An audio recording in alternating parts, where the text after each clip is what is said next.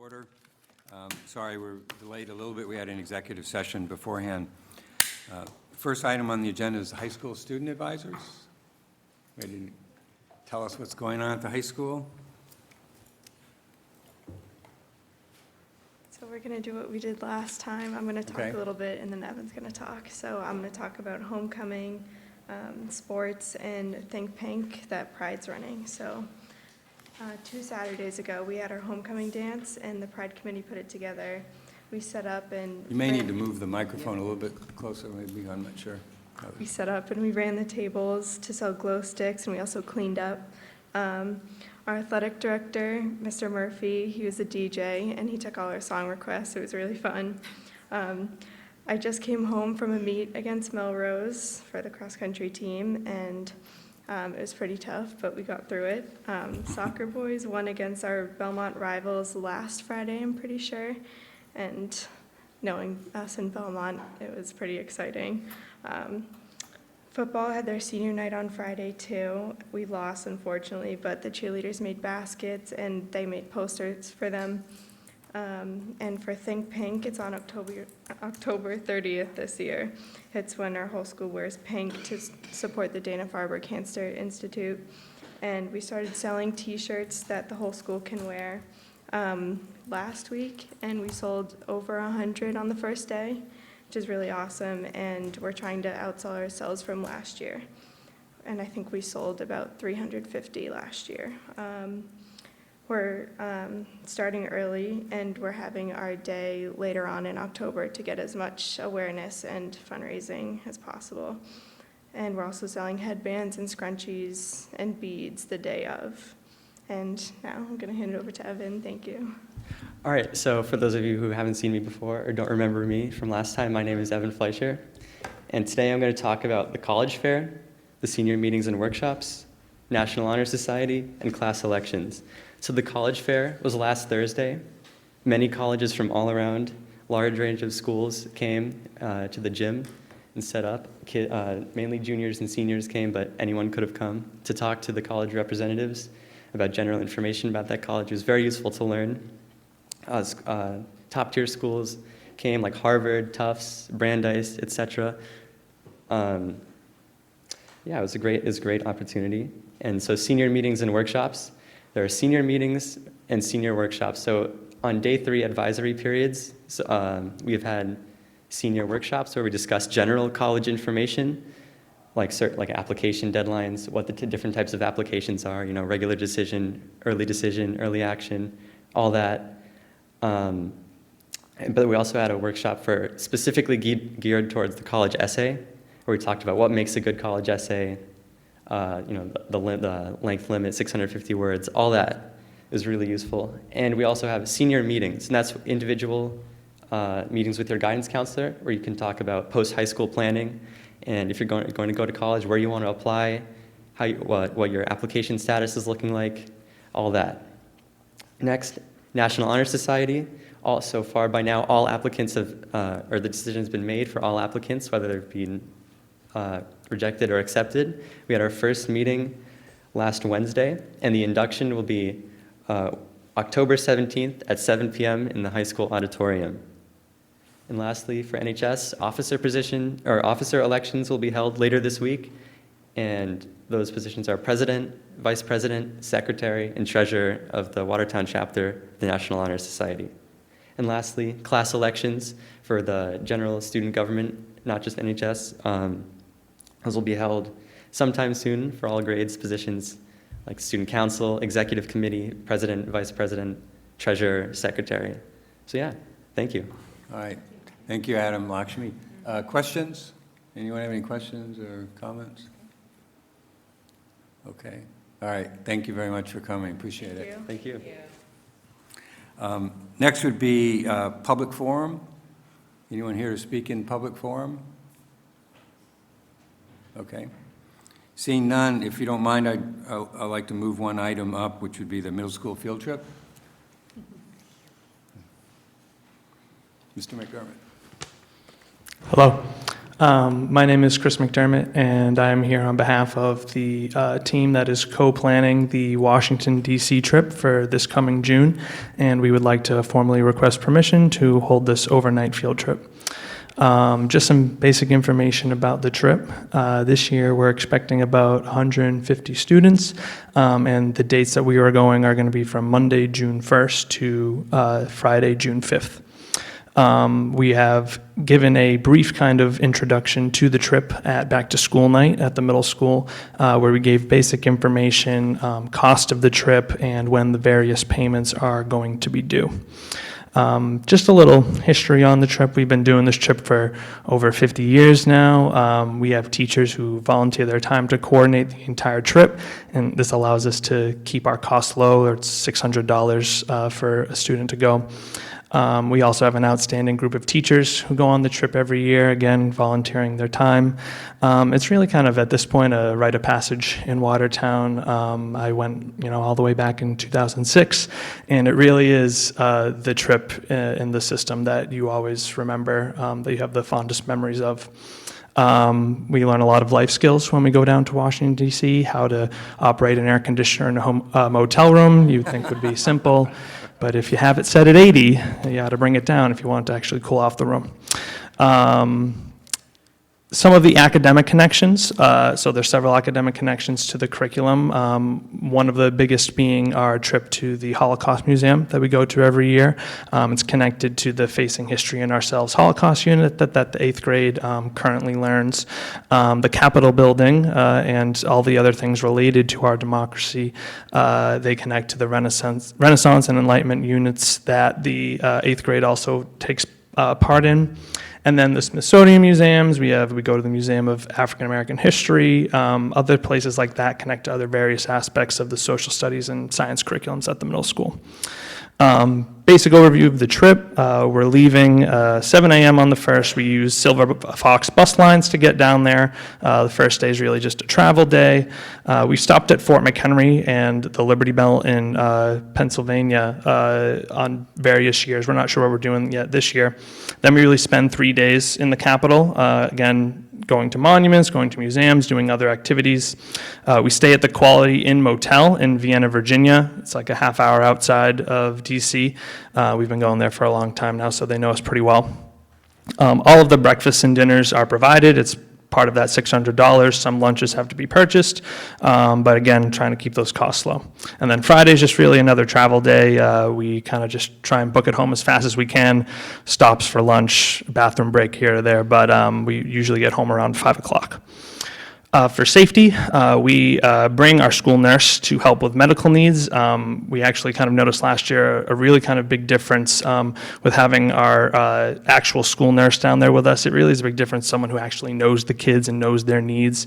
So that was really huge to have. That has not been the case in the past. Sometimes we've had to hire outside nurses who don't know the kids and we don't really know too well. So it was really great to have that last year. We hire a security guard to patrol the outside area of the motel every night. We tape the students in their rooms to prevent them from leaving. Usually works pretty well. And the groups are between 8 and 12 for each chaperone, so it's easy for the chaperones to keep track of their group. Before I close up, answer any questions, just due to the later date, so for the past 4 years, we've been doing the trip in April. Because of changes, we were doing it in June now, which is great, but things are a little more expensive at that time of the year because I think a lot more groups are going down there and just the way that things are. And we want to make sure that we have enough money for financial aid for those students who are the families who need it. The way that we do things now, it's generally if you request financial aid, which they need to do by November 1st, they usually get it half paid for. So the cost is $300 instead of $600. We want to make sure that we're still able to do that because we've never had to turn away kids, which is one of the greatest things about our trip here. So any financial assistance, any ideas you guys might have in terms of grants or fundraising, that would be very useful. Again, also with the later date, we run into the issues regarding heat and humidity that we haven't really done with the past few years. So any type of like Poland Springs water bottle donation, something like that, again, you would be surprised how many we go through them when it's in April and the temperature's in the 60s. When it's going to be in the 80s and 90s, it'll be a whole different situation. But that's all I got. Thank you for listening again, and I'll take any questions you have. Questions? Do we have any questions? Amy? So why did you change the date? I think it mostly had to do with MCAS and making sure that kids aren't missing any instructional time before the MCAS happens. I think that was the main driving force. Because I just recognized that you're going to come home on the Watertown High School graduation. Yes, that was something that was factored into the decision, but the decision was made. Okay. Because I know both of my children had gone the week before the vacation, just, not that you can change it, it was just always a great time because it was after MCAS, and they had a week to recruit from, obviously, being up till, I think it's that May you go to bed by MCAS that, 10, yeah. really, I'm sure. Yeah, oh, but- yeah. Anyways, if you could ever think to go back. And then the other thing I would suggest is maybe looking into the grants from the Watertown the Watertown Community Foundation. They do their teacher grants, I think, around this time for programs like these, so you could probably apply for that and get a big chunk of money. Thank you. Lily? Just a quick question. You mentioned that the deposit is due on the same day that the financial aid request comes in. If the child is requesting financial aid, on my assumption is they don't have to put down a deposit the same day. So it's a $100 deposit on the first day, and then with that, and if there are any circumstances where they couldn't pay for that deposit, we would definitely still take their request for financial assistance. Okay, so is there a separate form that they can fill out if they're unable to give that deposit, or is that just a conversation with the staff? More just a conversation with the staff, yeah. Other questions? Yeah, Is there an Irene. average number of people every year who apply for scholarships, or does it really vary? Usually about 25%. 25% ask for financial assistance, yeah. Have you tried also the different fraternals and churches? We every year we do get money from, I forget exactly what it's called. It's like the Democratic Committee or something like that. Yeah, There's I know, something. they make it a policy to do that, so. We have, I mean, over the years, the people of Run have looked into various things, and I'm sure we'll continue looking as much as we can, but we just want any ideas or thoughts from you guys as well. You might try having the guys on cable. They're doing a free, you can do a free public service announcement that they'll make for you and run it. Okay, That's one thing. And then, obviously, the paper, Watertown Ma News, I think if people knew about it, they'd want to give you some money, and just make sure to tell them where to send it or who to contact. absolutely. Thank you. Or have a teacher lip sync contest. Got plenty of those already. Kendra? This is such a fun trip. I went on it many years ago, as you did. Watertown Savings Bank, they do grants as well. I don't know if you already get money from them, but Community Foundation is also a great one. I think their grant cycle starts soon, maybe November, and they're really good about it.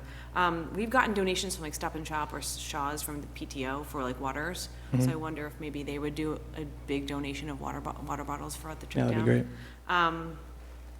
And if there's anything else, I'll let you know, but that's great. Thank you. Anything else? So is there a motion to approve the trip? So moved. Any other discussion? All in favor? Aye. Opposed? The ayes have it. Thank you. Thank you. Enjoy. All right.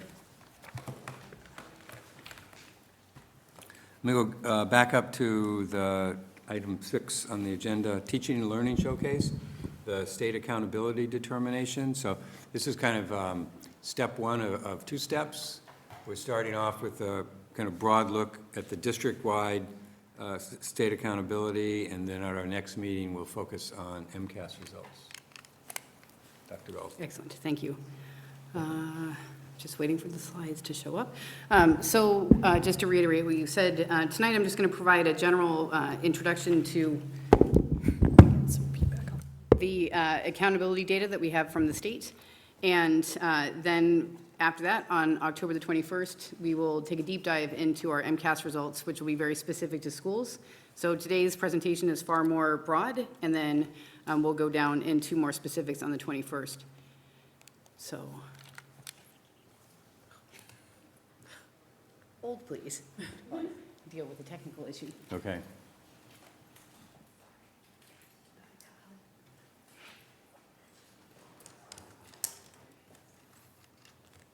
Yes. If the technical issue does not get resolved, I'll just look at Ariel, and we'll go through the slides that way. Should be all set. set. So I just want to go over a little bit what we're going to do tonight. We're going to look at our Watertown Public Schools 2019 accountability status. I can tell you before we even get started that our status this year is not requiring assistance or intervention due to achieving substantial progress towards our targets. So we performed very well on our state exams, but now we get the fun of looking deeply into the data and to determine what it is that we did well and those areas that we might need to consider for improvement. So, but I just want to start off by saying we're very, very proud of the work that was done last year, being in this area of not requiring assistance or intervention. So last year I went over, along with, I should mention, I'm sorry, Dr. McGinnis is not here tonight due to an unexpected absence. Normally she would be part of this presentation as well. But I just want to go over the fact that this is our second year with our new accountability system. And last year I took a deep dive into what the system was all about. But just as a reminder, the state is now looking at different criteria in terms of accountability, which include achievement, student growth, high school completion if it's at the high school bracket, progress towards English proficiency, chronic absenteeism, and then for the high school as well, advanced coursework completion. So those are the areas that the state has given us targets and that we report out in terms of how we did. So just again, there's a little bit of a difference between the non-high school grades. So this year, just like last year, the state looks at our school district in two different categories. One is indicators for non-high school grades, so that's every grade 3 to 8. Actually, it's 1 to 8 if we consider our English language learners as well.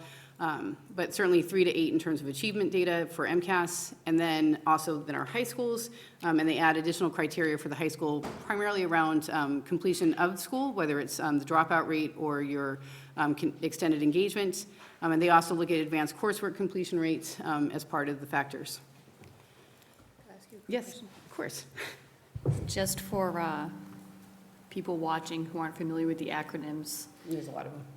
what's the difference between CPI and SGP? Because those are the two attached to each score. Yep, and I think we'll probably end up there when we go into a okay. deeper dive of the Sure. data. Right. But certainly, Composite Performance Index is the CPI, and that is actually the old method of looking at our legacy MCAS. And I'm not going to go into what CPI is because it's a very complicated calculation, and it is going away. But there is this year between the crosswalk between the legacy MCAS and the next generation MCAS. So we actually have a crosswalk that shows what old CPI is in terms of our new system. So, and then SGP is student growth percentile. That's another measure that we look at growth for our students in terms of how they did compared to a cohort of students who performed similarly to them in previous years. So those are kind of two categories that we have those abbreviations up there for. ELAs, English Language Arts, just in case. Are we good? Okay, thank you. So a couple of other highlights for the new accountability system. There's both normative and criterion reference components. We have accountability percentiles, which ranks us against districts that have the same grade spans or in terms of 3 to 8 or high school. And then the criterion reference components are those things that we just talked about, which are the performance targets.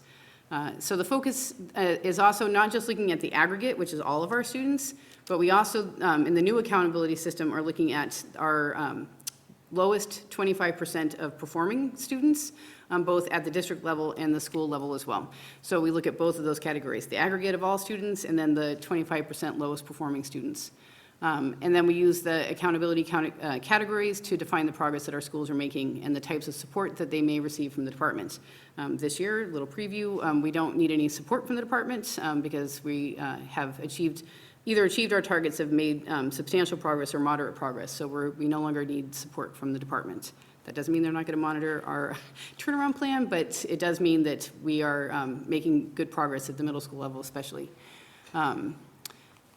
So just, again, this is a review. When we start to dive into the accountability data, there's 4 different points, 0 to 4 points.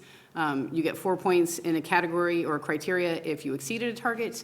You get 3 points if you met a target. You get 2 points if you've improved towards the target, or 1 point if you've made no change over the year. And then you get a 0 if you declined. So those are the different points categories, and we'll talk a little bit later about how that looks in terms of our performance. So the other thing that, this has actually changed a little bit this year, and we'll update that in terms of our slides, but there's two categories, either you need assistance or you don't, and we, at this point, don't need assistance. They have, this is from last year, but they have differentiated what partially meeting targets was. Last year, it was black or white, you either met them or you didn't. Now you can exceed, you can meet, you can make substantial progress, you can make moderate progress, you can make a little progress, or no progress. So that is a little bit different. I think there was a little bit of an outcry from the state about either you did or you didn't, and there was no differentiation amongst them. And as we all know, especially in a standards-based environment, there are definite different levels of how you are towards a target. So this is just a snapshot of our accountability for the district. You'll notice I highlighted in yellow that we have made substantial progress towards targets. We are at 63% of substantial progress towards targets. I believe it's 50 to 75 is substantial progress. So that's where we are. If you would hit 75% of your targets, then you would be meeting the targets. So one other thing this year that's different than last year, because we have 2 years of data, is they combined the two from 2018 and 2019, placing obviously a little bit more weight on 2019 in terms of 60% of that total score. And in 2018 is 40%. So that's how they arrived at the 63%, otherwise known as substantial progress towards the target. Oh boy. So this is when I get out my glasses. And I just wanted to give you an example. And all of this data is publicly available. It's on the Department of Education's website. And these slides are also available to the public if you want to dig a little bit deeper. But you'll look at this as a snapshot of our performance in terms of the district, and you'll see those various criteria, whether it's achievement, growth, high school completion, progress towards attaining English language proficiency, and those additional indicators which generally hit either chronic absenteeism is across the board or advanced coursework completion is at the high school. And so you'll see that there are areas where we unfortunately received 0 points, which means that we declined, or that we received 4 points, which would be exceeded. So our data is kind of peppered across the board in terms of whether we exceeded, met, or made substantial progress, or some progress, or stayed the same or declined. So I highlighted the areas of 4s and 3s because a 4 is exceeded and a 3 is met the target. So I think it's important to see kind of that visual of where we are in terms of our credit that we got. So that's just a snapshot of our district level data. Yes, absolutely. Yep. I forget my question if I don't ask it now. Yes, no, now is the time. In terms of growth versus achievement, when you look at English language arts growth, it's a 3 out of 4. Mm-hmm. But when you look at English language arts achievement, it's a 0 out of 4 in the same category of all students, non-high school. Yep. How did we have growth, but we went down in achievement? So if you remember that growth is the cohort model, so you're looking at students' achievement from a previous year with a group of students who are like them, and our students in that, or those students in that cohort, grew more than the other students in their cohort, but that doesn't necessarily mean that their achievement was higher. So they're not necessarily correlated, because you can have high growth and low achievement, and you can have high achievement and low growth. So, the sweet spot of data is you want high growth and high achievement. But I'll go on, public record that here in this district, we really appreciate growth, because what that says is even if you didn't exceed the high or achieve the high achievement, you have definitely shown that you have grown. And that is where we're going to get there with the achievement, but growth is really, really key. So does that make sense? It does, thank you. If I could just follow Yes, up to of that. course. I mean, but to have 0, Yeah. what does it mean to have 0 points? That surprises me. Yep. So Achievement one. what I would suggest is if you take a deep dive into the data on the website, you can drill down and see what that means. And I don't have that, I didn't print that out. But for example, if last year we had 510, say, as an average for English language arts in the 2018 score, our target would have been around 514, because your target is always increasing. And so that's where you got 515, which you would have exceeded. 514 meant you hit your target. 513 means you made progress towards the target. 510 would be you're the same. So that's when you get 1 point. Or let's say you got 509, which is probably the case here, you declined. So it's, you slipped a little bit. So that is one area that we'll be looking at, is what happened with ELA. But I would like to highlight the fact that in math, we're 4. That what? That in math, we're 4, which has exceeded our targets. I mean, that's. Right. And when we take the deeper dive in terms of, on the 21st with the districts, with the schools, you'll see that, there are certain schools that had high English language arts achievement, and there are others that didn't. So this is the district composite. Right. So, it's a large amount of data that's all averaged together, but I think when you get to the actual schools, you'll see that there's variation even in the ELA. But our people, the principals, when they come on the 21st, will talk about, well, if we have an ELA problem, then that's something that we need to focus on. And oftentimes, we are constantly adjusting and trying to look at our data and make improvements. But that math achievement, I think, for us as a district is something that we're very proud of because that was a major focus across the board. So to see that responsiveness in the data is exciting. But that's the reason for All the right. 0. Okay. Does that make sense? Yep, all right, thank you. And then this is the data for our high needs data, our high needs subgroup. So the high needs, if you remember, is economically disadvantaged, English language students, and students with disabilities. So I just wanted to highlight again, we did actually very well at the high school span. So remember, on the left is the 3 to 8s, and on the right is the high school score. And I think that it's pretty impressive what we did in terms of our high needs students at the high school. And again, we could spend hours digging through the data, but there are some serious highlights to be celebrated across the board, not just looking at the aggregate, but do you have any questions about that one? Okay. Sorry, these microphones. Yeah, and so remember when I said that you could dig a little bit deeper into the data? So when you go to the department's website, or, you can drill down and you'll see something like this. So this is exactly to your question of, how do you get that 1, 2, 3, 4, or even 0? So I pulled up math, just as something to look at in 3 to 8. And so you'll see that, now I need better glasses. Our 2018 achievement was 495.1. And then our 2019 achievement data is 497.9. So you'll see that we improved, and our target was 496.4. So we improved above the target, so that's how we ended up with 4 points. So that gives you a deep dive as to how we determine those points. Yes? Okay. Okay. Well, so for ELA, it would have been the opposite. That would be the opposite, yes. Right, Yep. right, Yep. okay. But you can see in the, at the high school, it's not exceeded targets across the board, but, we either met the targets or improved below the target, but we still had improvement, or there's no change, which would have been the 1 point, but there were no 0 points at the high school. So I just wanted to highlight across the board, this is just a quick snapshot of our progress, the percent in terms of our score on the accountability system. You'll see that there's the 2019 progress, and then there's the composite, which is the combination of 2018 and 19. So remember, 75% is the goal. And you can see in the yellow, we had one school that is now a school of recognition. I think that's something that we should highlight. Their 2019 progress was 91%. So they had across the board 3s and 4s, which averaged out to the 91%, which is pretty impressive. And their composite between the 2 years is 91%. And that actually, and it's not the achievement that got them to be the school of recognition, it's actually the growth. So they are one of 67 schools in the entire Commonwealth that has been recognized for high growth. So that's something that we're very, very, very proud of. And if you look at the list of 67, I think that we are certainly shine in terms of what we've done at the Hosmer. And then the Lowell, I just want to highlight also, given the combination of the 2 years, is now at the meeting or exceeding targets. So their composite is 75%, so they hit that goal.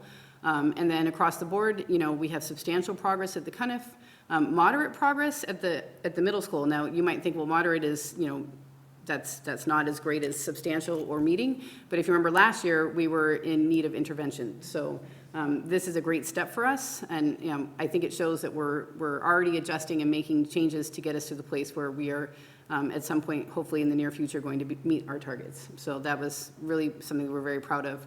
But in the other 2 schools, it's substantial progress, the Cunniff and the high school. So then the last column on the right is the percentile rankings. So those first 2 columns are that criterion reference data. So that's looking at those indicators that are really specific to us. whereas the percentile ranking is where do we lie in terms of schools in that 3 to 8 or that 9 to 12 group, in terms of our percentile ranking in there. And that is also a weighted percentile ranking, meaning they look at 2018 and 2019, so that's just where we are at this point in time.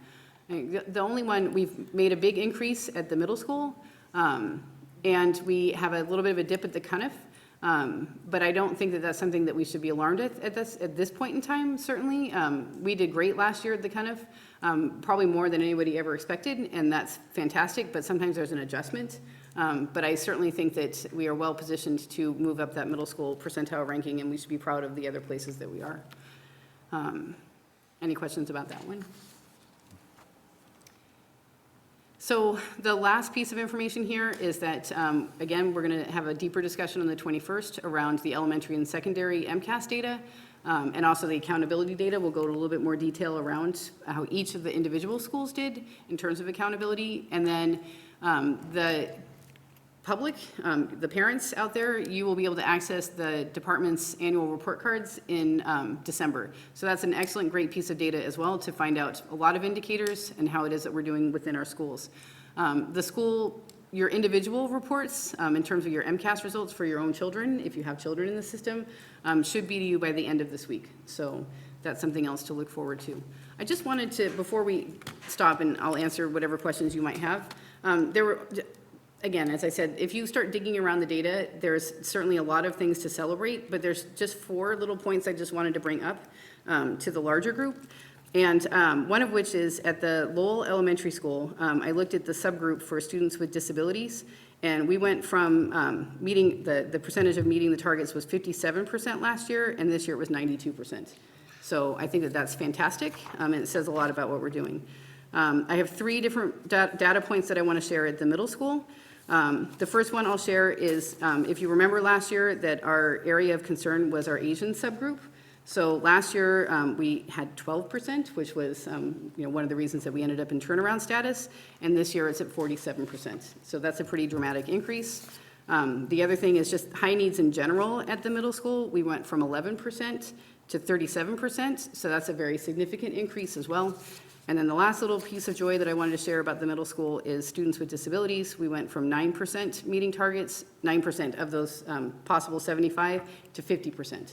So I really think that there's been a lot of great work that's been done in our district, and those are just a few of the examples of what's been achieved. But I always like to celebrate the great things that are happening, and we'll do that more on the 21st.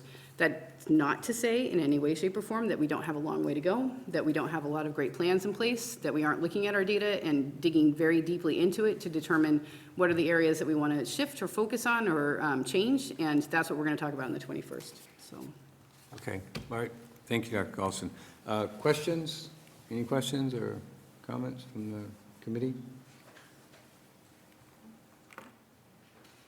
Kind of dense material.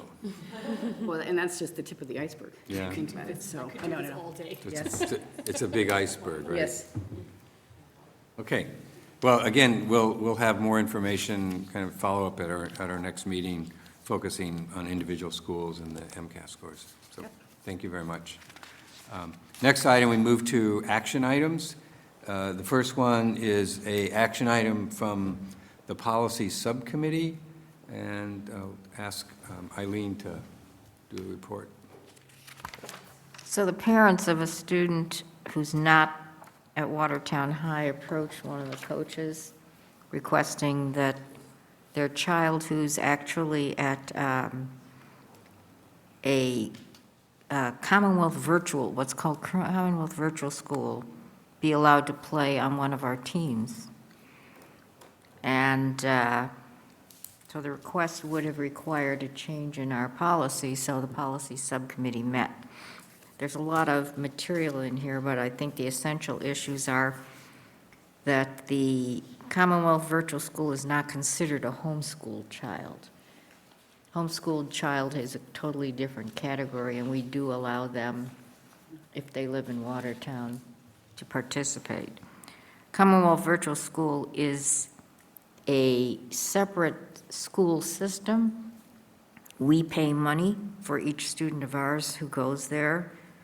They are not under the control of any administrators in our system, which creates an issue. And they are not subject to Watertown High School requirements for graduation.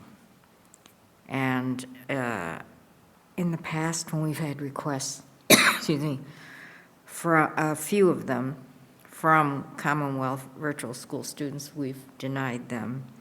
Also, the rules of the MIAA, the Mass Interscholastic Athletic Association, are very specific about what kind of student may play on a team for your school, and a student from this Commonwealth virtual school doesn't meet those requirements. So after we considered it, we voted 3-0 not to change our school committee policy. If the committee agrees, then we don't need to do anything because we're not changing our policy. Okay. Can I have a motion to approve the report? So moved. Is there a second? Second. All in favor? Opposed? The ayes have it. So maybe questions, if there are questions on the report? I mean, otherwise, if we don't make a motion, there'll be no action taken. Right. But any questions or comments that anyone wants to make regarding this? The one other comment I would make to what you said, Eileen, just an additional note, for homeschool students, their program has to be approved by the superintendent. That's correct. So that kind of puts them under the auspices of the district in that context. So Right. that's an important distinction. Any other question? Kendra? Thank you for the report and for taking up this issue. I mean, I do have, I have empathy for the family and for the students, but I understand the concerns you brought up and the issues brought up in terms of it being another district, in terms of kind of control and supervision, and I think those are all really important points. I do feel this is a hard one, but I really appreciate and accept the points that you brought up in your meeting, so thank you. Yeah, no, I add to that, I appreciate the subcommittee meeting to deliberate on this with short notice. Any other comments or questions? Okay, so again, I think by not taking action, we're simply maintaining the existing policy. That's right. Okay, all right, thank you. We did the field trip. Next would be superintendent as a representative to EDCO Board of Directors. And Dr. Galston sent around a kind of brief memo. We've done this before, but I'll let her speak to it. Excellent, thank you. As I think everyone's aware, we are members of EDCO Collaborative, and at this point, I think I'm one of 13. Gosh, I'm sorry, I should know that figure right off the top of my head. And the collaboratives run through a board, and the board is comprised of a voting member from each of the districts, as well as another person who can come that's a non-voting member. Generally, the way it's constructed is it's a superintendent and a school committee member, and I'm here to tell you it varies as to who is the voting member, but generally it's the superintendent. But there are a few districts that have the school committee member as the voting member. I've been attending since I started. You've appointed me as the voting member. I take my responsibilities very seriously, and I would certainly be more than happy to continue in that role for the district and encourage anyone else who might like to join me every month at 9:30 on Thursdays at the EDCO Collaborative. Okay. So is there a motion to approve the superintendent as our voting member? So moved, right? Second. Second. Further discussion, comments, discussion? You're going to win this one. Oh, great.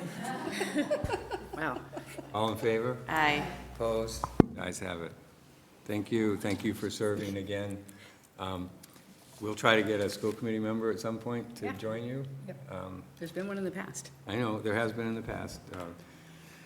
But anyone interested, let us know. It's difficult, it's a challenge to the Yes. timing Yes. for it, I've for been sure. to some of the meetings, I just teach at U of L9 now.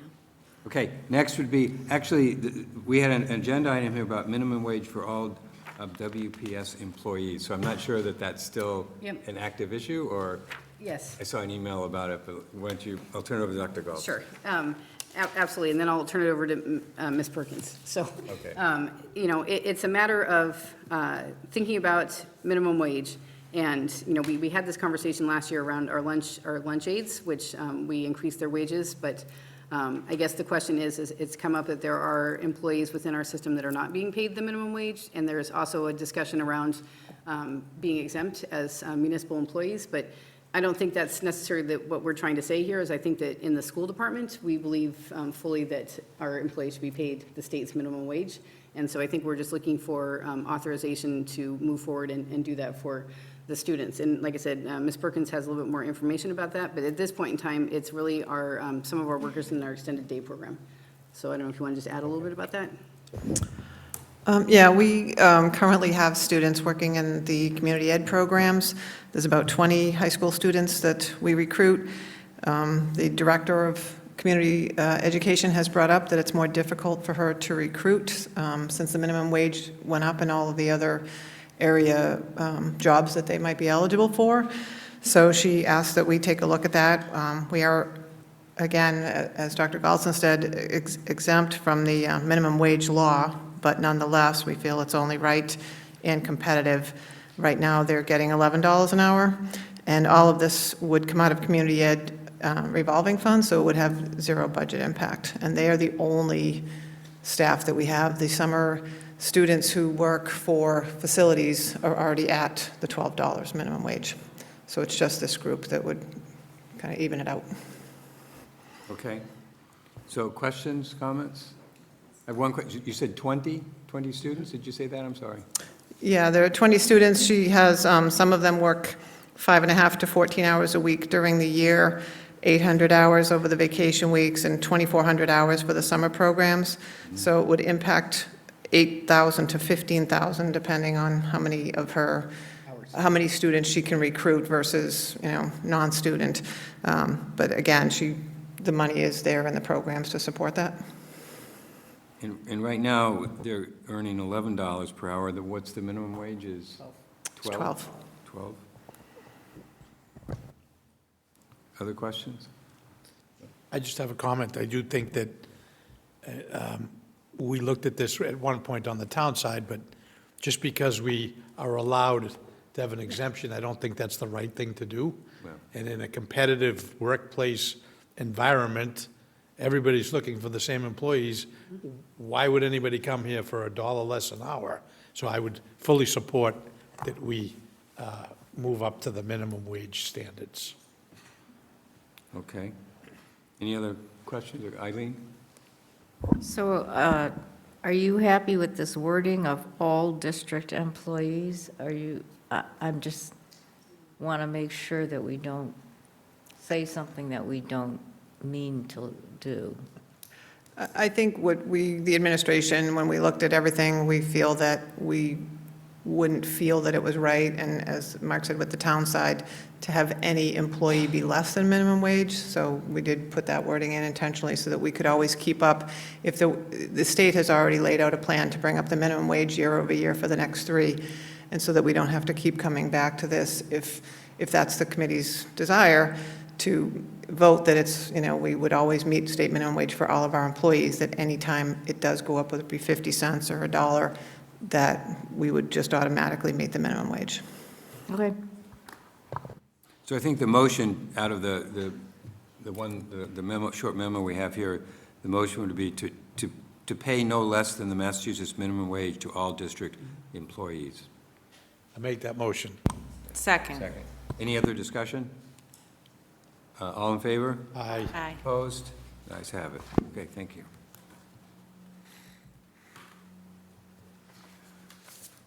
Let's see. So we have approval of gifts.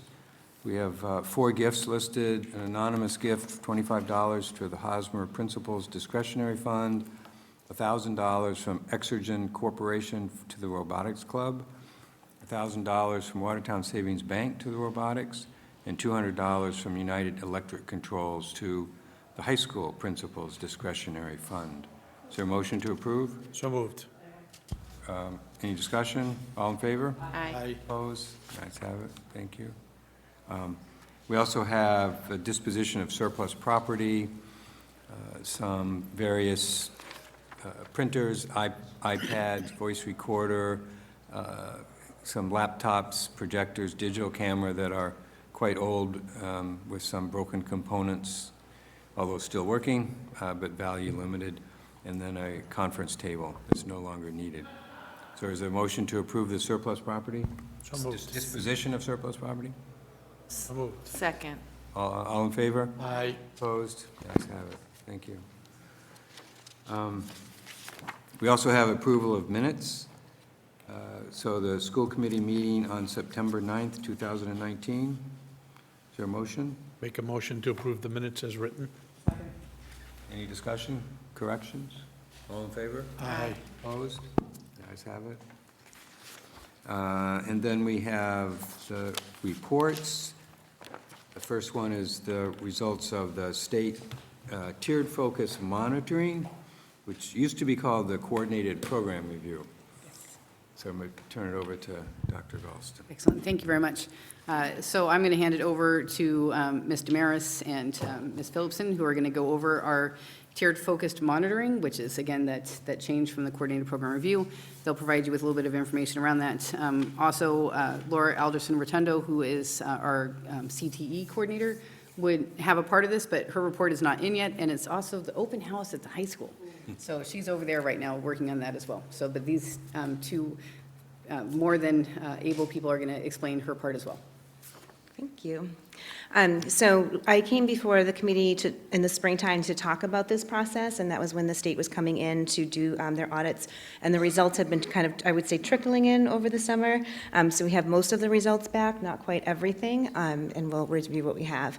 So just, we saw the slide before. This was just all of the areas that were reviewed in the spring: special education, civil rights, English learner education, career vocational technical education, and educational stability. We took a look at all of the criteria that were looked at. Anything in red we were looking at had been problems for us in the past under special education and civil rights. So you can see it's a lot of criteria that they looked at, and we had historically usually been coming in with around 20 findings. So I'm very pleased to review with you. There were 4 findings under special education, which is a tremendous improvement.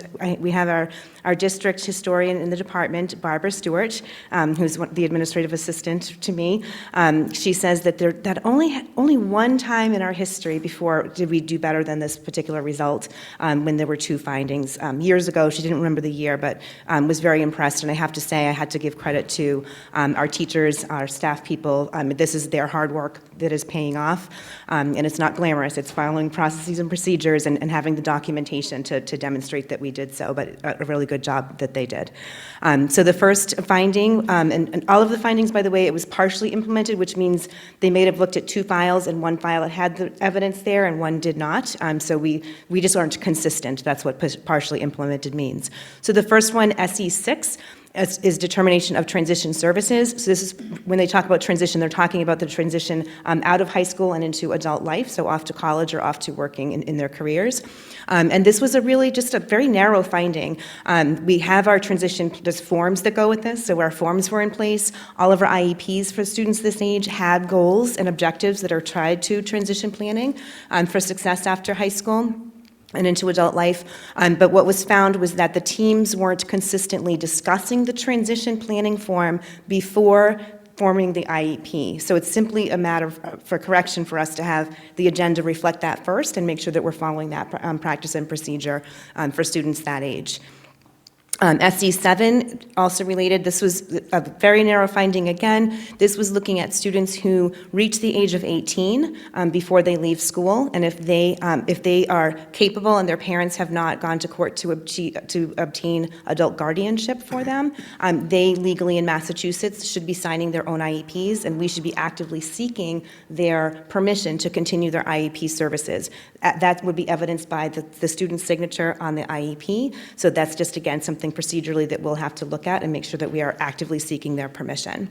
The 2 other findings, SE8 was team composition and attendance, and it had been a finding in the past, but this was again narrowed down, and it was looked at as particularly a secondary level and getting our general education teachers to come to IEP team meetings. So that's something that we'll be working on through the year on improving and ensuring that there's coverage for them. That's, that can be a challenge that we believe that we can tackle, no troubles.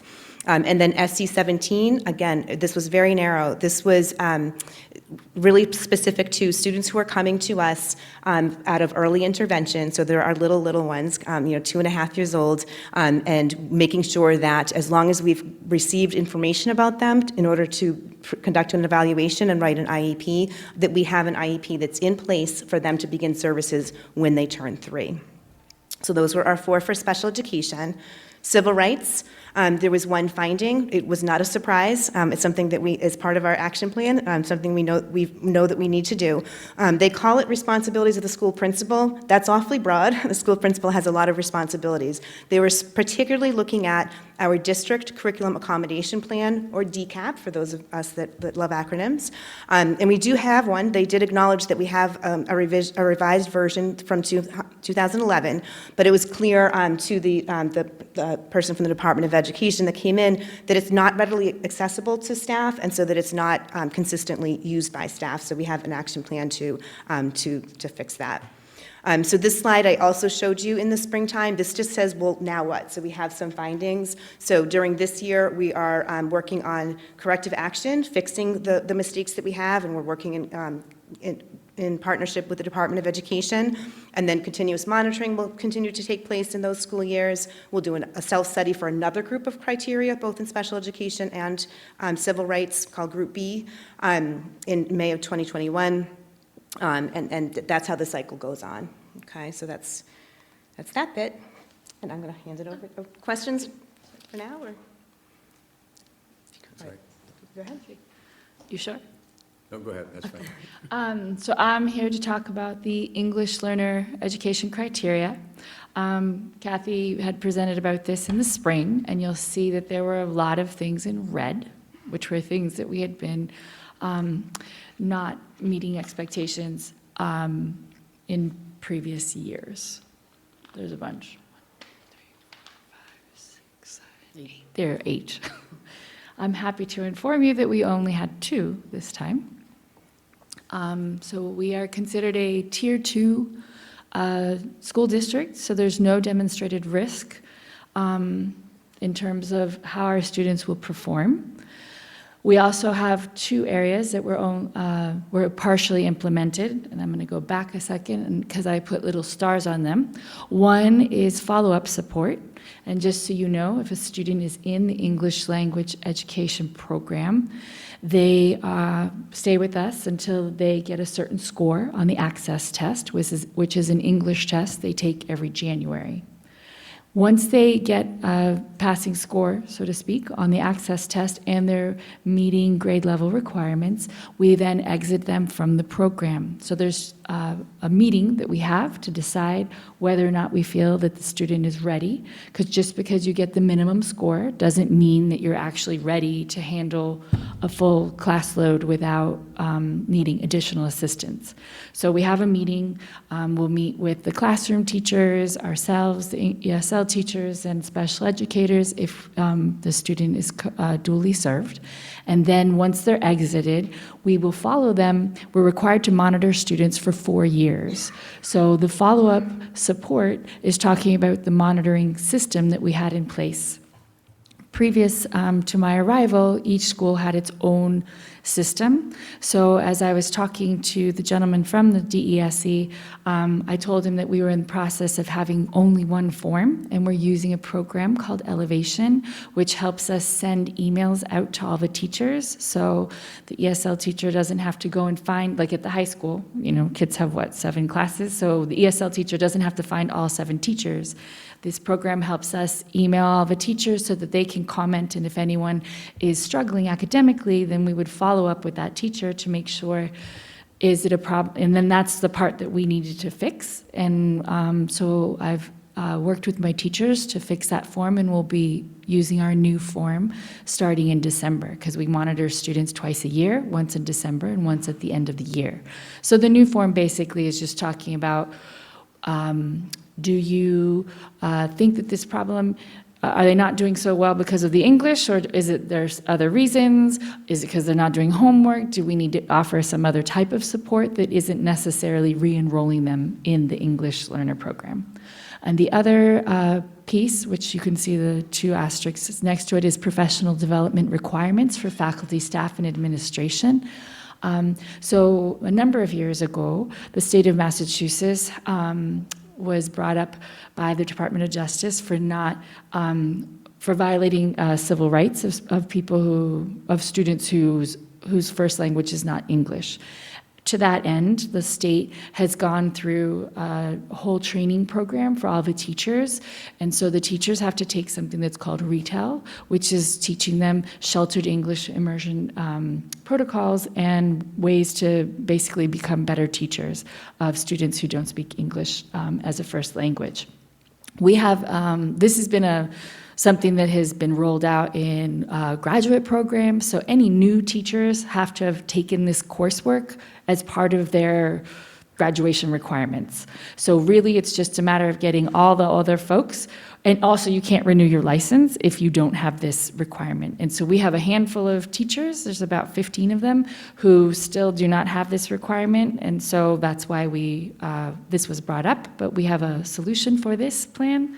We're going to offer a class to them free of charge that we will be paying for to ensure that they can get this requirement met, and that should solve the problem. And we also have the improved monitoring forms that I mentioned previously. Additionally, I'd just like to mention that part of the reason why we had fewer items in our partially implemented was due to some registration updates that I made. Thank you. Yes, go ahead. Thank you for your work on this. Question, if you could just talk a little bit about an example of how we moved out of having something like equal access to academic programs and services, how that was an issue before. What are the changes, can you talk about the changes you made so that is no longer an issue for students? Equal access to academic programs and services. To academic programs and services. I think the main component of this has been the work that we've been doing as a teaching and learning department, where we're having all the schools offer the same types of trainings to all the teachers. So all VSL teachers have been going to all the trainings for readers workshop, writing workshop. They've been attending math workshops en masse so that they know all the curriculum that's happening in the school, and it's kind of a more blanket across the district. Everyone's learning the same curriculum. Oh, so it's about training teachers, not necessarily co-teaching or having different models in the classroom. Is that? I think it has to do more with everybody receiving the same training and all schools doing the same curriculum, as opposed to this school's doing this and that school's doing the other. Okay. There are, ask me your second question again, please. Well, I didn't know if it was about actual physical access in the classroom, like is a child is now gets to be in the classroom and get that direct instruction rather than being pulled out. I didn't know if it was that, or we was still it pull that? children out. Mm-hmm. But I think it's more kind of modifying the curriculum that has been happening. We also do have like basically a newcomers program for students who come who just are learning English, who don't have any English. Obviously, if you come and you don't know any English and you're in 4th or 5th grade, the gap to what's happening in the classroom is quite large. Yeah. So we have to fill in that gap and make up that and make up all that they're missing until they can catch up. I mean, most of the students are literate in their first language, so it's just a matter of, can you learn your letters and numbers and transfer your reading skills and things of this nature? So there is some time that we do still have to pull out students, and I do think that that is one piece of it, but I think the larger issue is just making sure that across the boards that all students are having equal access to the types of curriculum that are being presented. And then it's not like, oh, you don't speak any English, so therefore you're not going to be in reading workshop at all. Right. So our expectation is that our students are in reading workshop. If they're lower level Ls, meaning levels 1 or 2 newcomer students, that they would be receiving slightly different, but then once they get to be reading, just because they're reading below grade level at that time, does not mean that they would not have reading instruction like everyone else. Okay, great. Does that? Yeah, no, it does. Thank you. Other questions, Lily? I just have a quick question. Regarding the district curriculum accommodation plan, when RSM came and did their study in 2016, they did identify that that was a concern. Yes. I'm just wondering what happened between 2016 and 2019 that we got, again, the same kind of a comment. Yes, so a lot has happened between then, but it's something that's been on our plates. I think that we just have not been able to tackle with a lot of we've had a lot of new folks coming in, and so it's something that I think is a top priority for this year. I don't know that RSM actually knew that we had something in existence. That was something that I was able to uncover and find and was able to share with folks. It's just part of the issue with it is that it's actually a 130-page document that includes a processes and procedures manual for special education and 504s, and then the DCAP is 30 pages, which is excessive alone. So it existed, and it's just been trying to get kind of the group together, the right folks at the table that are going to be doing the work. So for the past 3 years, that hasn't been able to happen? That is correct. Other questions, comments from the committee? I mean, can I say something? Sure. Just one thing about the DCAP also is that, one of the things that I've identified along with the strategy team is that the multi-tier system of support was something that, when I started, there were a broad amount of things that we wanted to tackle that needed to get done. And one of them was the multi-tier systems of support. And the DCAP is actually foundational to that, because that's a lot of your tier 1 interventions. And I think just that I had viewed that as being part of the larger work on the multi-tier system support, and so I own the fact that we weren't able to tackle that in that very first year, and that's, where we're moving forward with it now. But it should be done before the end of this year, meaning before December. Anything else? Okay, thank you very much for the report. Thank you for your work. Actually, we have a little bit more to talk about. Okay, Sorry. sorry. So, career vocational technical education. And we don't have anything in red here, not because there weren't findings. We were unable to find past findings, so this just tells you that what was looked at. And then we have what the safety report summary was, and it looks like the formatting is a little bit off. From what we had, I think because we have a Google Doc, so I apologize for that.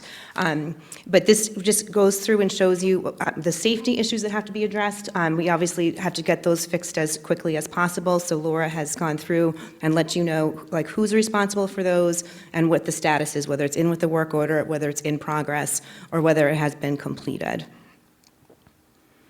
And that continues with some of the safety issues that were brought to their attention. And then these are the findings in terms of the audit that was done. So you can see that there's several areas. There's program advisory committees or PACs that need to be formed with industries in the area. Reporting changes need to be implemented for Perkins reporting. Opening up enrollment for intro to robotics, not just ELLs. I'm going to allow Kate to speak to that. And also enrollment of ELs in all CTE programs should be higher. And the administrator and teachers should attend a conference, and guidance curriculum needs to be updated. I do want to point out that I think it's remarkable that for CVTE programs to have no findings that are tied to special education or having access for these programs for students with special needs is remarkable. I can tell you that the folks that came in to do this area of audit were very impressed with the ratio of staff to students that we have in the special education department and the access that the general education teaching staff have to consultation with teachers, special education teachers for their students that are in these areas. Kate, you want to talk about the ELL? Basically, as far as I'm aware, from the conversation that I had with the DESC, it's more that trying to emulate what's going on with special education. They just want to make sure that the CTE classes are more available to English learners. And then this is just a similar slide to what we had for what comes next for special education and civil rights review, similar for English language learners and CVTE, that we continue. We correct what we found needs to be corrected. We do continuous monitoring throughout the school year, so it's not like they've come in and now we don't monitor. We always monitor. And then self-study activities would be completed in spring of 2024, and then on-site and desk review monitoring 2025. Questions? Other questions or comments from the committee? Okay, seeing none, thank you very much. Thanks for your work and thanks for the report. Next item's on the agenda, Building for the Future. Mark, for the elementary schools? Yes, not as much to update again as last month, other than we're still waiting to get into look at the cost estimates that are being looked at by two different cost estimating firms. We made a lot of progress this past meeting in talking about the sustainability issues and goals that we're trying to reach at the schools. It's very interesting what can be done with the new school, and I think it's a very important part of what we're doing here in building these two brand-new schools. Again, that's where we are right now. We're going to, hopefully, within the next 1 or 2 meetings, we will be able to have a better sense of where we are cost-wise, and then we can decide how we're going to be proceeding as we go forward. Okay. I would just add on the sustainability, so, I mean, we're targeting to have, for the two new buildings to be net zero in terms of their energy use, and then also LEED Gold for those people that follow that the terminology. Those are kind of rating systems for sustainability. And the high school. Dr. Dalston. Excellent. So as the committee is well aware, we are happy to move forward with our architect for the high school project, AI3, which is also the architect for the elementary schools. And at this point in time, it's all about planning in terms of how we're going to conduct the feasibility study. One thing that I can share is that there is just kind of a kickoff for the visioning in terms of working with the leadership team at the high school, our curriculum coordinators, and myself and the assistant superintendent for teaching and learning, as well as the director of student services, to kind of just brainstorm around what are our next steps in terms of visioning. We're not visioning, we're just trying to figure out what is the best plan for Watertown in terms of completing that visioning process. So that's kind of the first exciting step for the high school project. So that's where we're at with that. Okay. Any questions? So I would just reiterate, from the high school perspective, kind of with two major steps here. One is the educational plan. Yes. And then the other would be the identification of a site for the building. But the educational plan will come first. Okay. Budget. Ms. Perkins. Thank you. The report was in the packet, and you will see that on the expense lines, I'll go to that first. Our staff have done a really good job getting in a lot of their known annual expenses that are pretty similar year over year. A lot of software, different things, contracted services and things like that. So they've got a fair amount of their budgets already spoken for and encumbered, which is great because it helps us get a picture of where we are for the year.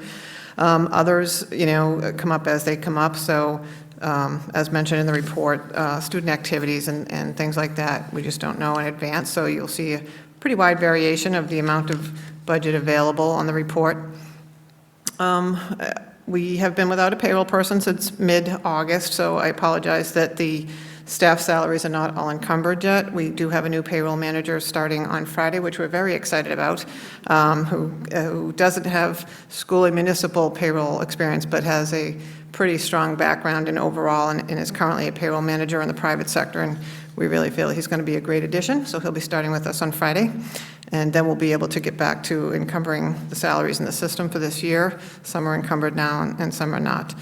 As mentioned prior many times, but just for anybody at home or who might be looking or hearing this for the first time, the salary in the district administration line includes what was set aside for the negotiations for this year, as well as lane changes, turnover, et cetera. So that will be dispersed after we negotiate the contracts and put that into the applicable salary expense lines. We are starting to see some of the areas where we may have savings or some pressure points. So I just put in a couple of ones that are known and significant right now. Last year, we had savings on our Minuteman buses. We, due to the enrollment, which we don't know at the time of the budget, but what was the final enrollment last year, we were able to run with just one bus. This year, the enrollment has increased, I'm sure due to the new facility that just opened, and so we are running both buses. It's not a negative budget impact, but it just means we won't realize any savings from that second bus not running. We also had a student attend Norfolk Aggie this year, year one, so that we'll be seeing that for the next 3 years. We did not know that at the time of the budget.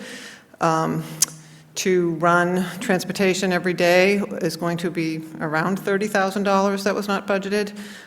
To the Aggie, we did work with the Aggie and some surrounding districts to see if we could piggyback, and there is a student in Cambridge who's a senior this year, and on the days that both students can ride, we are sharing that cost of that vehicle with Cambridge, but I don't know what will happen after this year, so we're just going on the high side and saying it could be $30,000. It may be somewhat less. The special education tuition for our vocational schools also is $31,000 over budget. Just, final numbers when they come in, and the increased enrollment, and how many of them need special ed services. So that's in the red a little bit. We had one student more than budgeted attend Minuteman, so we have an extra tuition there. And I apologize, I thought I was going to be able to get into Munis a little bit easier while I was here, so I don't have that number, but if anybody wants it, I can get back with you afterwards. However, on the good side, the circuit breaker receipts for FY19, bless you, came in at $69,000, higher than what we budgeted as the offset. So when we formalize the budget and vote on the budget, the DESE has put out what they expect each district to receive in funds for that year, and we budget what we received in one year to be the offset in the succeeding year. It is norm for DESE to have some funds set aside that they allocate in the fourth quarter. We don't know how much it will be. It's not guaranteed. Last year was particularly high because of the late budget change by the governor the year before to bring up the percentage. But this year it's $69,000. So that will be an additional offset against our out-of-district tuition in this year because you have to use it within 12 months of receiving it. So we will do that, but that in essence is offsetting essentially the $31,000 and $31,500 on the transportation for the Aggie and the special ed tuition. So right now we're feeling pretty good that we have equal amounts of pressure points and offsets, of revenue coming in, and nothing else significant to bring forth at this time for variances. Thank you. Thank you, Ms. Perkins. Any questions on the budget? Nope. All right. Thanks again for that kind of detailed report. Next would be personnel. Dr. Galston? Nothing too exciting to report since we have now settled into the school year. At this point in time, there are 3 open positions that we are working to fill in terms of teaching positions. One of which is another, right, you can see that we've hired a FLES teacher, but we need another FLES teacher at the Lowell because we had a person who left being an ESL teacher, and so one of our FLES teachers moved over to that position. Anyways, the point is that we have one FLES teacher to hire at the Lowell, and we have the teacher of the visually impaired that we've had posted for a full-time person that we have yet to be able to fill, and one BCBA that hopefully we're going to bring to closure very shortly. So we are 99.9% fully staffed, and the year is going along quite well. All right, thank you. Enrollments, Dr. Galston? So you can see in the enrollment reports, just in general, we are doing very well in terms of adhering to class size guidelines at the elementary.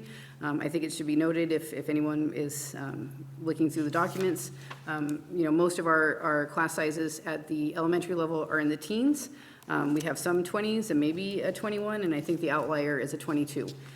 So I think we're doing very well at adhering to the commitment to low class sizes in Watertown. One other point that I wanted to make, and I can't tell you exactly because I don't have the answer about the grade 6. We started with 205 students in grade 6, but right now we're at 194, and I believe that that's just not removing students that might have left going into the 6th grade, but I will get more information and follow up with the school committee about why that's that drop in the 6th grade. So And then the other thing I wanted to point out, if you look at the high school in grade 9, we have 173 students. And I know that there are some questions that I think I owe some answers to that I haven't gotten to in terms of how many students left our system to go to private schools. But I think if you look at the number of 173, we certainly didn't have a large 8th grade last year going into 9th grade. So I think that this is an indication, given the fact that we have 25 students, I think, that were freshmen going to Minuteman, that we're either bringing students back or more students are staying within our system. So that's a pretty healthy number for our freshman class as well. But other than that, that's the highlights of our enrollment report. Questions? Any questions? Okay, thank you, Dr. Carlson. And then warrants, we have a list of warrants that have been signed and passed on. Any questions on the warrants? Okay. School committee chair report. I did separately designate on the agenda some planning for the debt exclusion vote for the high school building project. And Amy and Kendra have been working on this. It's still, this is a little ways off, but I think we, as was pointed out at our last meeting, we need to be kind of planning ahead for this and thinking about it. And they've done some work in that area, so I'll ask them to give us a quick update. Sure, thank you. So yes, we're starting to organize the bond override campaign, which is exciting. In the next few months, we will formally start to reach out to folks with information about both the need and the timeline as we know it at this point, and start to engage the community around this project, both the importance of it and the importance of the project itself, as well as the importance of the vote. A couple things just to point out before we even begin this is that the project is contingent on a town-wide override vote. So we don't have a date for that, but it's really important that we all know that this is something that will be coming. And not only that, but state funding is on the line as well, because we're in the queue with the MSBA in their grant program. We only receive that state funding support, 48% of the project, if we pass the bond override vote. So there's a lot hanging on this vote. It's really important, and we're really excited to get started having a conversation about the importance of the project and the details around the vote. Anything else? No? Okay. All right, thank you very much. Appreciate the kind of looking into this, and like you say, it's a kind of a long-term process here, but a very important one for sure. Other items I would add from the school committee chair, just a couple other comments in terms of my report. Note that one of our goals for this year was to kind of designate individual school committee members as liaisons with individual schools. And so by my kind of communications with the school committee, these are the assignments that people have for this. So Lily is going to be the liaison for the high school. Kendra would be the liaison for the Hosmer. Lindsay for the Lowell School. Amy for the middle school. And then I would be the liaison for the Cunniff. Also, note, it's already been said that at our next meeting, which will be an October meeting, October 21st, we will be meeting at the Lowell School. So another thing that we talked about as kind of one of our goals for kind of reaching out a little bit more into the community was to have a meeting at the individual schools. And so we're going to try it this year, see how it works. We have 5 months in which we have 2 school committee meetings. So in each of those months, and October is the first of those 5, in each of those months, we will have our second meeting at a school. And that meeting will have some regular business items on it. For example, we will hear more about MCAS. We will also, though, have a kind of teaching and learning showcase will be featured from that school, seeing things that are happening at that school. And we won't have the typical kind of budget, personnel, enrollments, warrants. We won't do those for that. We'll leave those for the first meeting of every month. So we have the Cunniff coming, the Lowell coming up this month, and our next one is in January. Is that right? I didn't look. It's January.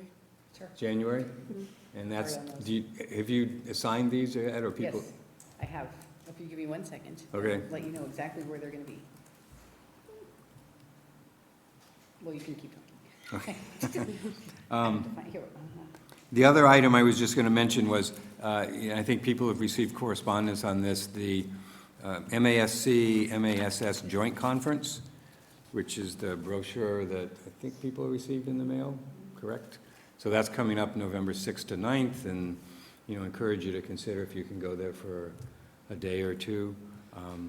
And on Thursday, our colleague Eileen will receive the Lifetime Achievement Award, along with 6 or 7 other people in the state. So congratulations to her. Meeting at which we've mentioned this, and probably that's enough. No, we're not done yet. more meetings to go. We're not quite done yet. So would you like me to review? Sure, yeah, go. I found it. Back to my other agenda item about the school-based meetings, yes. So on January 27th, it looks like we'll be at the Cuniff Elementary School. March 23rd, it would be the middle school. May, oh boy, I swear I need better glasses. May the 18th, does it look at 18th, is at the high school, and then June 1st will be the Hosmer. So remember, June, because of the close proximity to the end of school, we inverted the 2 meetings. So Right, okay, we'll start at the Hosmer. okay. And the schools have their dates already, so they can showcase? Yep, Yep. yes. Okay, so that's my report. Any questions on the report? Okay. Superintendent's report. Excellent. So I have a few things to review, one of which is that we learned that our high school principal, Shirley Lundberg, will be retiring at the end of this school year. Shirley has served, she's in her 7th year now in Watertown. We're very, very pleased with all that she's done and every thing that she's done for our high school. She's brought our high school a long way, and just very appreciative of her work. That being said, she announced her retirement earlier this school year, and we are then able to start our process of searching for a high school principal a little bit earlier than is probably fairly typical, but I think that's great for us. It positions us quite well for the process. So just to review a couple of key dates, we will post our position from December 6th to January 10th. I'll send all this information out electronically to the school committee as well. I'm still finalizing a few of the details, but just to make sure people know that, so again, the posting is December 6th to the January 10th.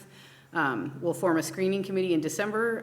That'll be teachers, students, support staff, somebody from the union, parents, another principal in the district, a coordinator, an assistant principal, director of student services, a member of the school committee, and a community member. Sometimes the community member double serves as a parent as well, so we might end up with 3 parents. Just depends on the interest from the community.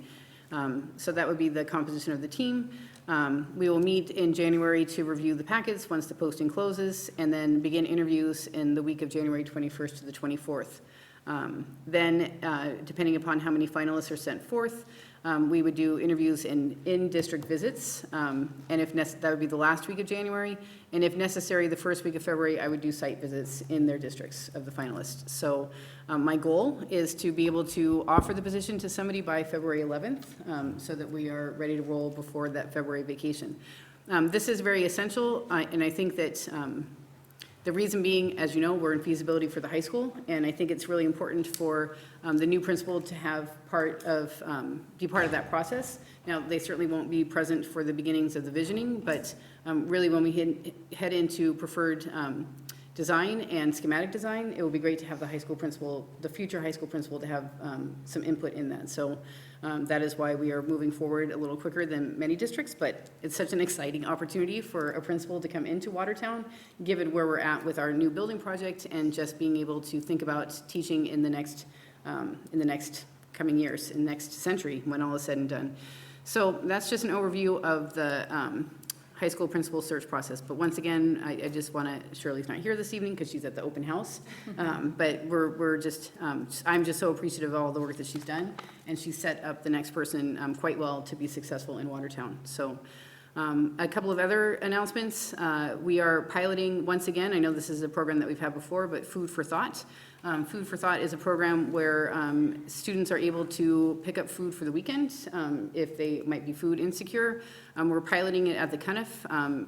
starting in November, and then we're hoping to expand that to our 3 elementaries, and then in the future, just across the entire district. So that is something that is a joint venture between the Rotary Club, the Watertown Community Foundation, and the school department. We are basically in charge of the volunteering, of the preparation of the bags, and making sure that the food gets to the schools. Another thing to just make sure people are aware of, it's not on the announcements, but the Anti-Bias Coalition, along with the Equity Leaders Team, is hosting an event on October 29th. It's basically a community conversation around equity in the Watertown Public Schools. So we're hoping to invite as many people as possible to come and be part of that conversation around what are our next steps in terms of improving equity in our schools. And then the last thing I wanted to mention, and I'm not going to, it's no spoiler alert, I promise, but STEM Week is coming up.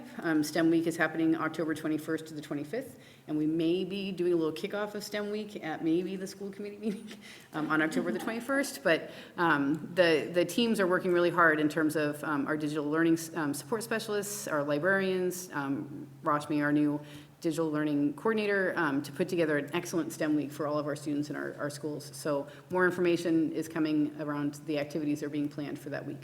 So those are my announcements, or my report. Thank you. Thank you. Questions? I have one. The program, the Food for the Weekend? Food for Thought, yep. Food for Thought is the name of the program? Yes, And you're starting it at the Cuniff? yes. Hoping to expand it this year beyond the Cuniff? Yes. Or just the Yep. Cuniff this year? No, we're hoping to expand it this year. So November, December pilot, and then, I think the point of piloting is to determine, we can estimate based on free and reduced lunch numbers, but that's not the point isn't to just limit it to people, it's to anybody who's food insecure. So it could be somebody on free and reduced lunch, it could be somebody who's not. But to figure out percentage-wise, like how many students are actually going to take advantage of this, so that we can then, generalize that to our other schools to figure out how much funding we're going to need, to make sure that we can actually carry through. If we find that more people take advantage of this than we anticipate, then it might only be an elementary type of effort. But if we find that we're able to do this across the board, then we'll expand it to all of our schools. But elementary is our focus right now, and starting with the pilot, the kind of. And it's weekend? Yep. It's Yes. a Friday, I assume? right? Yep. They would come, students would come, or families, depends on who wants to come and pick up the bags. And then they would, it's not a backpack, it's just a bag. And then take whatever's provided home, and that's it. Do they need to sign up in They do, advance? yep. So Ms. Charloni has put in her newsletter a form for families to sign up. And if anybody's interested, October 18th is the deadline, but she's been very communicative to her community about this. So, I haven't checked in with her to see how many people have taken her up, Okay. but Okay, yes, there's a form. thank you. Any other questions or comments? Okay, thank you. New business? Any new business? Seeing none, the announcements, so has been noted, there's a CPAC meeting on October 10th, and the school building committee meeting October 16th. October 15th is less likely, correct, Mark? Correct. Yeah, so October 16th, it's a Wednesday here, and then our school committee meeting, October 21st at the Lowell School, and the superintendent's coffees, October 28th at 9 a.m. and 7 p.m. Public forum? Anyone wish to speak in public forum? Nope. Okay. Motion to adjourn? Second. All in favor? Aye. Opposed? The ayes have it. Thank you.